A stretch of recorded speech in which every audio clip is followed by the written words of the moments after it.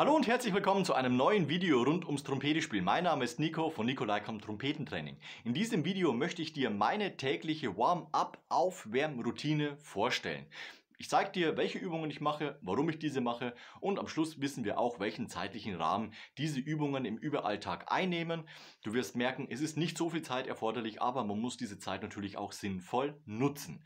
Ich beginne ganz gerne immer so meistens um kurz nach 9, wenn die Kinder außer Haus sind und im Kindergarten sind, dass dementsprechend ich Zeit habe und ungestört bin und ich beginne immer mit dem Atemapparat. Das heißt, ich nehme mein Stimmgerät, mein Metronom und stelle es auf Notenständer, stelle das Ganze auf 72 ein. Das ist meine Wohlfühlgeschwindigkeit am Morgen, also 72 Schläge auf dem Metronom einstellen und dann atme ich 4 Zählzeiten ein und 4 Zählzeiten aus. Beim Ausatmen lasse ich die Luft über meinen Handrücken strömen, damit ich eben fühle, wie fließt die Luft, beziehungsweise ich habe auch einen Punkt, den ich fixiere, damit ich die Luft dann später, wie bei der Zettel an die Wand Postübung, den Luftstrom nach außen, gerade nach außen bringe. Los geht's.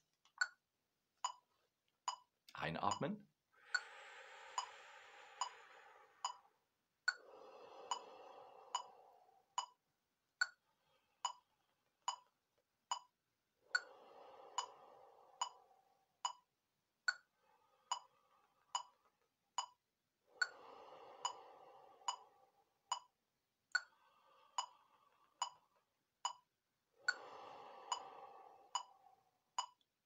Das Ganze mache ich immer 4-mal und das hat einfach den Grund, dass ich nie in den Bereich komme, dass mir schwindelig wird. Da habe ich immer ein gutes Gefühl und manchmal möchte ich natürlich dann auch etwas intensiver auf diese Atemaspekte eingehen. Und da erweitere ich die Übung auf 6 Zählzeiten einatmen bzw. 8 Zählzeiten ein und natürlich auch ausatmen. Aber das kannst du natürlich dann ausprobieren, wie du dich am wohlsten fühlst und ob du es schaffst, innerhalb der 4 Zählzeiten die Luft einzuatmen und auch auszuatmen. Wichtig ist immer, ich habe es beim ersten Mal jetzt gemacht, damit du hören kannst, wie ich einatme. Dieses Luft nach innen ziehen. Mach das am besten so, dass der Kiefer weit offen ist, beziehungsweise dass kein Einziehgeräusch zu hören ist, also eher ein Einstaunen. Dann hast du keine Verengung im Hals oder mit den Lippen oder mit der Zunge, sondern bekommst die Luft wirklich langsam und gleichmäßig eingeatmet, also füllst dich langsam und gleichmäßig auf und auf die gleiche Art und Weise auch die Luft dann wieder nach außen bringen. Beim Buzzing mache ich das Ganze jetzt auf eine ähnliche Art und Weise. Dieses Gefühl von 72 Schläge in der Minute habe ich natürlich immer noch und ich atme dann 4 Zählzeiten ein und versuche dann so lange wie nur möglich diesen Buzzing-Ton aufrechtzuerhalten. Am Schluss, wenn die Luft etwas knapper wird, wird die Intonation von diesem Buzzing-Ton natürlich abfallen und wenn die Luft zu Ende ist, dann ist eben auch der Buzzing-Ton zu Ende. Also nicht versuchen dann 12, 16, 20, 24 Schläge diesen Buzzing-Ton aufrechtzuerhalten, sondern hier geht es nur darum, dass die Lippen einschwingen und nicht sich auf einer bestimmten Tonhöhe bzw. über einen gewissen Zeitraum dieser Buzzing-Ton möglichst auf der gleichbleibenden Intonation bewegt. Es geht nur ums Körpergefühl, Luftfluss und natürlich den Klang, den die Lippen produzieren. Los geht's!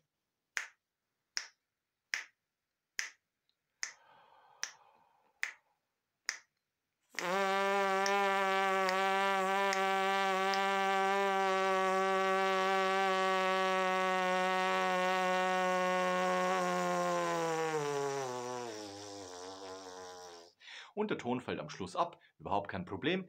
Nicht um jede Sekunde kämpfen, sondern einfach die Luft fließen lassen.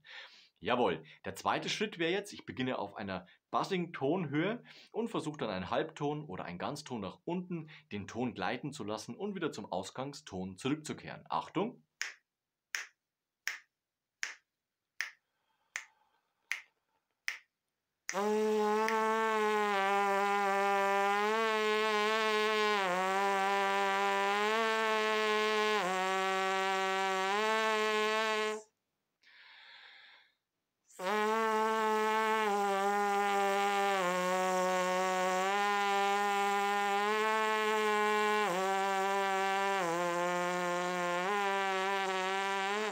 Und wenn die Luft zu Ende ist, ist sie eben zu Ende.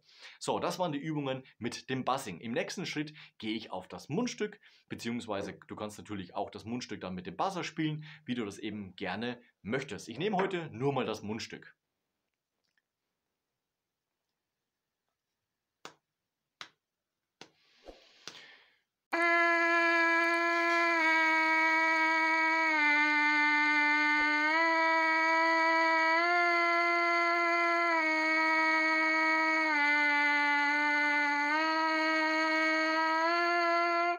Und du kannst natürlich die Übungen auch nach unten erweitern, beziehungsweise natürlich auch nach oben spielen. Aber ich denke, es ist klar geworden, wie ich diese Übungen mache, beziehungsweise wie auch du sie machen kannst. Im nächsten Schritt gehe ich jetzt an die Trompete, das heißt Mundstück auf das Instrument und dann atmen wir wieder ein und halten erstmal einen langen Ton aus. Wie gesagt, ich gehe immer gerne vom mittleren Ton aus, das heißt dem G1.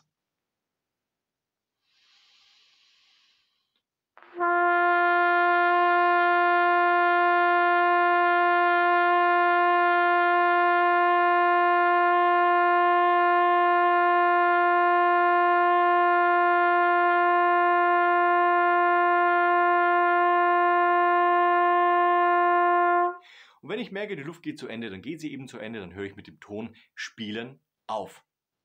Ganz wichtig ist, spüre immer in dich hinein, ist der Hals eng, gibt es sonstige Verspannungen, wie fließt die Luft über die Lippe und wie fühlt sich das Ganze an. Wenn du merkst, du hast eine Verspannung zum Beispiel im Hals, dass der Hals etwas enger ist, als du es gerne haben möchtest, natürlich dementsprechend das Mundstück von der Trompete abziehen, Wasserklappe aufmachen, tief einatmen und Luft durch das im Mund liegende Mundrohr pusten. Und du wirst merken, der Hals geht auf, der Kehlkopf weitet sich. Die Luft fließt natürlich durch das Rohr von der Trompete wesentlich schneller als durch die Bohrung von dem Mundstück. Und dementsprechend kannst du es natürlich auch 2-3 Mal machen, 4-5 Mal. Dem steht natürlich auch gar nichts im Wege. Und wenn du das gemacht hast, geh wieder auf das Instrument, geh wieder von einem Mittelton aus. Wenn das gut klappt, dann kommt natürlich die Tonvariation. Wir gehen chromatisch nach unten und auch nach oben.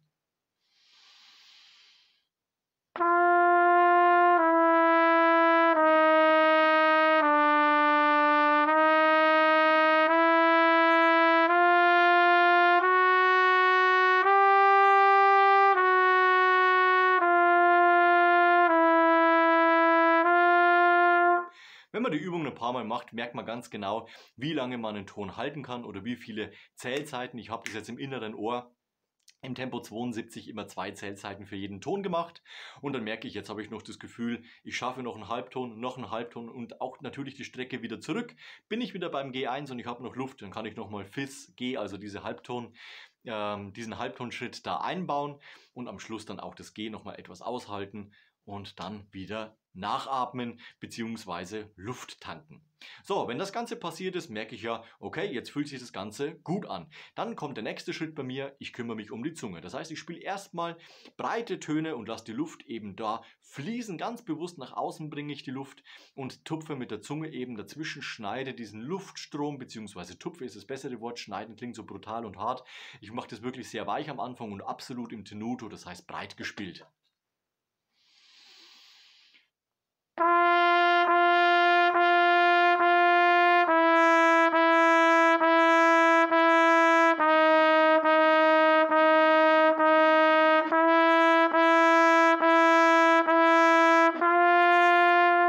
Und man kann das Ganze natürlich auch schneller machen, damit man auch am Schluss etwas mehr Luft hat und das G auch etwas aushalten kann.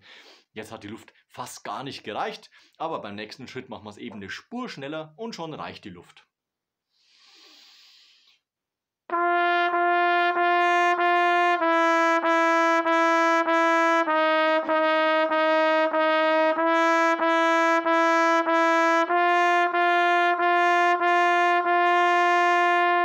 Und natürlich auch schneller.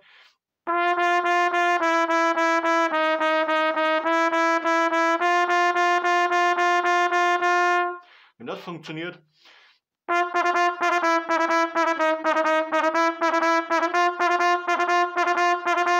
Also die Doppelzunge und natürlich auch.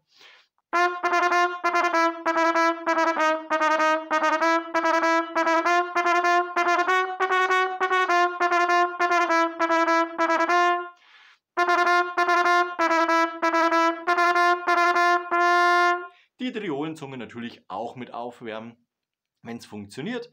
Technische Übungen würde ich beim Aufwärmen, beim Warm-up erstmal immer rauslassen, aber natürlich bei Zungenanstoß, wenn es funktioniert, gleich die Doppelzunge und die Triolenzunge auch mal laufen lassen, damit man auch das Gefühl hat, wie klingt es heute, wie ist die Intensität und dementsprechend natürlich auch immer auf das Körpergefühl achten, das betone ich immer wieder, auf das eigene Körpergefühl, auf Engstellen, Verspannungen und so weiter und so fort immer auch eingehen und zwischenzeitlich natürlich auch mal durchs offene Mundrohr pusten bzw. sich auch mal dehnen, strecken und so weiter und so fort, weil Trompete spielen ist eine körperliche Aktivität. Das heißt, wir müssen auch immer Einfluss nehmen auf unser Körpergefühl und dementsprechend auch ruhig mal solche Dehnübungen, Streckübungen, Luftflussübungen und so weiter mit einfließen lassen. Das ist immer eine ganz wichtige Sache, damit man sich eben bei seinem Trompetespiel wohlfühlt.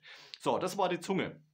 Wenn das passiert ist, gehe ich auch immer gerne in Dreiklänge. Das heißt, ich spiele auch wieder vom G1 aus nach oben, also da haben wir diesen G-Dur-Dreiklang, dann haben wir Fis-Dur, F-Dur, E-Dur, S-Dur und so weiter und so fort. Also du kannst das Ganze chromatisch gestalten. Du kannst es natürlich aber auch diatonisch gestalten, dass du zum Beispiel sagst, okay, ich spiele C-Dur, dann mache ich D-Moll, E-Moll, F-Dur, G-Dur, A-Moll, dann den verminderten Dreiklang HDF, beziehungsweise am Schluss auch wieder C-Dur-Dreiklang. Also da gibt es natürlich unglaubliche Variationsmöglichkeiten. Ich spiele das Ganze immer gerne gebunden und gehe immer, wie mit den Halbtonschritten auch in den vorhergehenden Übungen, auch bei den Dreiklängen durch diese Übung durch.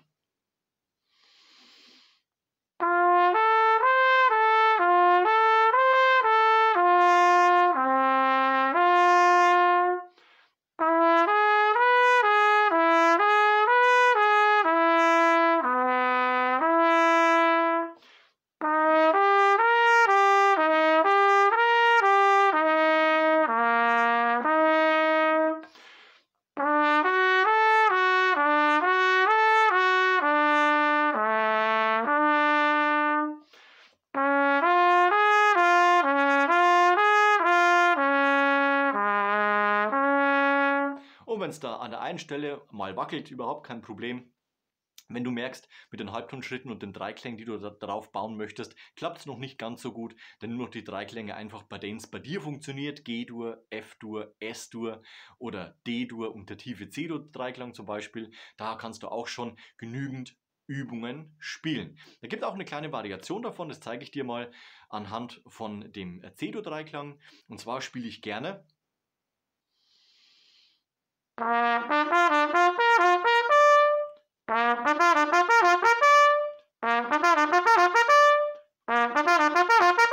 und dann gehe ich immer nach unten.